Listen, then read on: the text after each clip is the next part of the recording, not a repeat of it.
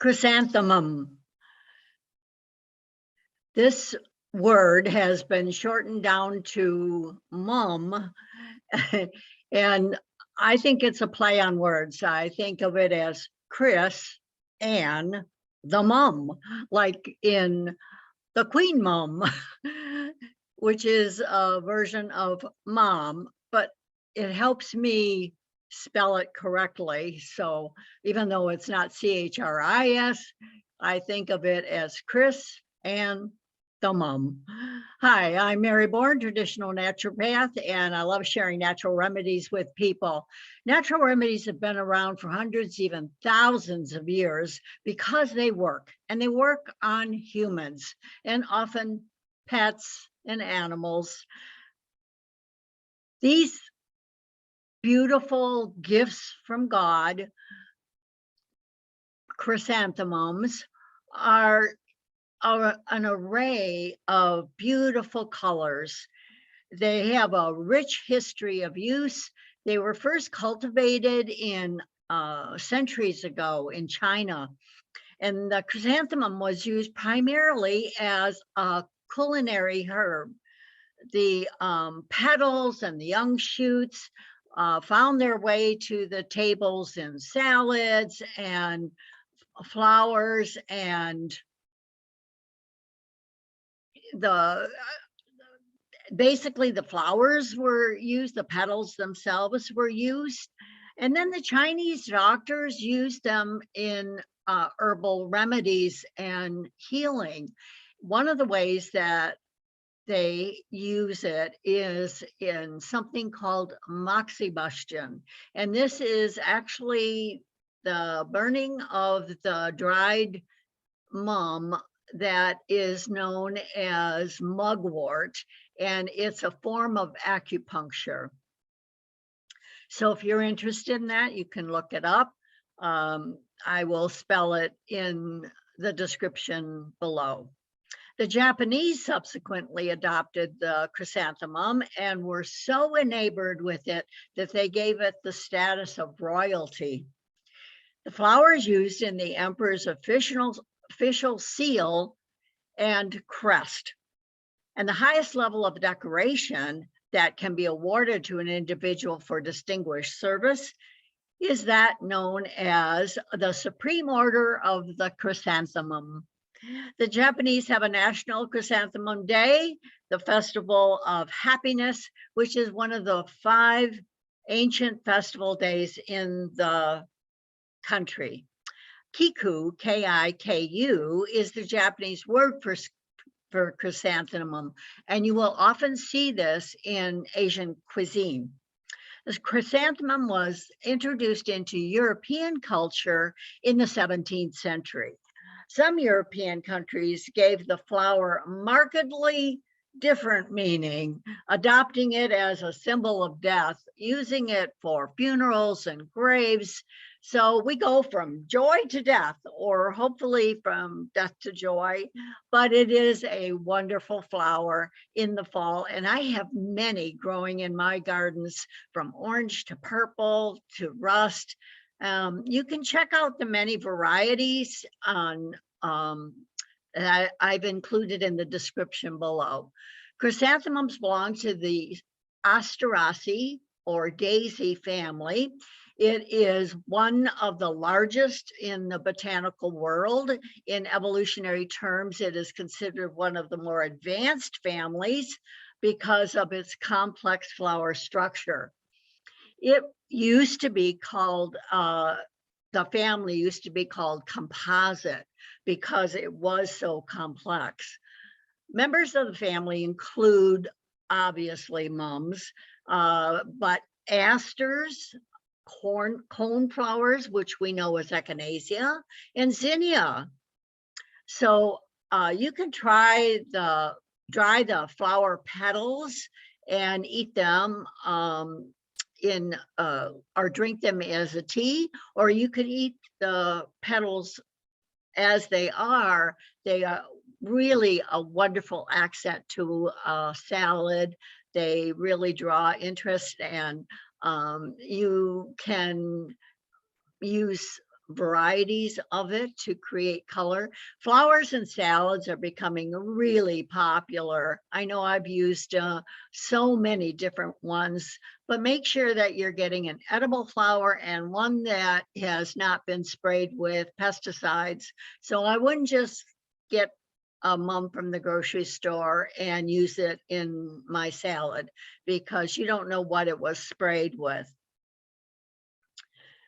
So the petals, like I said, can be used. The greens are also added to a salad along with the petals. They're a ferny look, and they really add interest. They're also cooked in Asian cuisine. This is a statement from WebMD. The vitamins, minerals, and antioxidants in chrysanthemum tea can provide important health benefits. For example, potassium helps the heart, kidneys, and other organs function properly. Adequate levels of potassium in the body reduce the risk of high blood pressure, heart disease, stroke, arthritis, cancer, digestive disorders, and infertility. So how important is that? Now we're also finding that the polyphenols and the coloring of the different mums add to different organs being healthier. In traditional Chinese medicine, the chrysanthemum tea is known as a health benefit.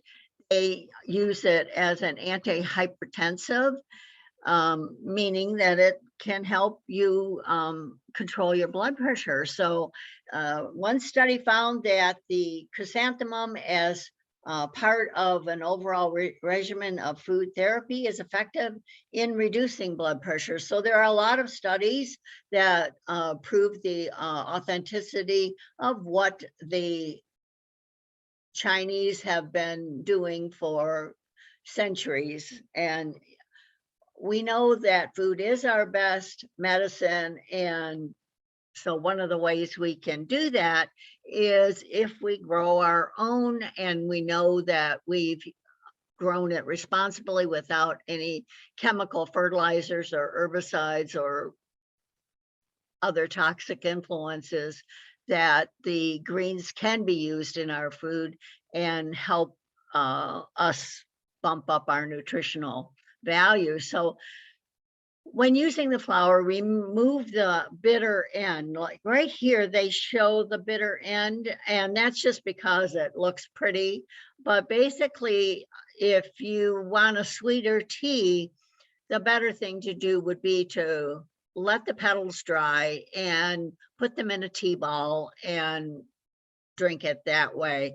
This way you can, when the petals are dried, you can use them for an extended period of time. They can last for a long time in a sealed jar. So one of the ways that I've used chrysanthemum in helping people with emotional healing, which is, I would say, 90% of my practice, is in these two remedies. The first one is release it. And this time of the year, people tend to be depressed. Some people hang on to things that have made this season kind of sad for them. Maybe they've lost a loved one during this time of the year, and their mind keeps wanting to go back to that sadness. Release it helps us to move that energy so that we can be present. We can, it's important to grieve. Obviously, we want to be able to let that feeling move through us, but not to stay inside of us. And Release It flower essence it just is a marvelous lifting feeling, letting that darkness, that hurt, be released. A lot of times people will say mind over matter, but it is not really mind. It is more about the spirit and the emotion and that is much stronger than the body. In fact, our feelings and hurts emotionally can cause us great deal of pain. It can cause us even physical discomfort. And so it's important to move through this, to contemplate what it is that we're sad about and to process it. It is also important to grieve and to feel comfortable grieving and not to feel guilty about grieving. It is part of our nature to miss those who brought us joy, and when we can't grieve properly for them, we hold it inside, and that can create other problems. I honestly feel that a lot of cancer is formed from a repressed grief. Now, along with this, once you've released this, then you need the strength to carry on, the strength to be happy. If you are missing a loved one, that person would want you to be happy. So find strength is a marvelous addition to this remedy duo. So what one usually does, an adult will take a dropper full of the Release It, breathe a few times, and then follow it up with a dropper full of the Find Strength. Now, children can also use these remedies. You can put a couple of drops into a little, like a shot glass of water, have them drink that, and then follow it up with the Find Strength. Interestingly enough, I had one client whose baby, 6-month-old basically, was not eliminating properly. And so what she did was she gave her the Release It. And after she gave her Release It every hour, like I mentioned, in a thing of water. And after the 3rd hour, the baby had an elimination that was like an adult size and was fine after that. So it's really interesting how the body needs to let things go. And in this child's concern, she was holding on to her elimination, and of course that is not a good thing. So I've had other ways that people use these remedies. Also, I love this herbal formula that includes chrysanthemum. It nourishes the structural and immune system. It promotes normal blood flow and thus supports the circulatory system. So it helps in the normal elimination of toxic metabolic waste. It may help the body's natural process for muscle pain relief following exercise. You know, these things where we shoveling snow and then we're sore for 2 or 3 days later. Well, this may be a good thing to have on your shelf. And I'll leave a link in the description below for 25% off of any of the Nature's Sunshine products that I mention or that you may be interested in. So this is a season of having a Merry Christmas and a Happy New Year. So happy and healthy holidays to all of you who are watching this, and a blessed 2022. I hope that 2022 is the year for you, and that your goals and happiness are increased, that you please like, if you feel that this was inspirational to you in any way or educational, comment. I love hearing from you. Subscribe, and please share these videos with your loved ones, because we need to know that there are some natural helpers out there that are given to us by our Creator, and that food is our medicine and it can also be our downfall. And so we really need to make sure that we're aware of all the wonderful food that's out there. And I have a plethora of videos talking about herbs and what some people consider weeds, I consider food. Um, I thank you for viewing today. If you would like to contact me by email, please do so. It would be Dr. Mary at bornforhealth.com. And if you'd like to visit my website, it is bornforhealth.com. And you'll find lots of good information on there as well. So get control of your health by focusing on herbs and healthy eating. Be sure you share these videos with friends. Be thankful for all the joy and gifts of nature around you. This is Dr. Mary. Until the next time, for the health of it.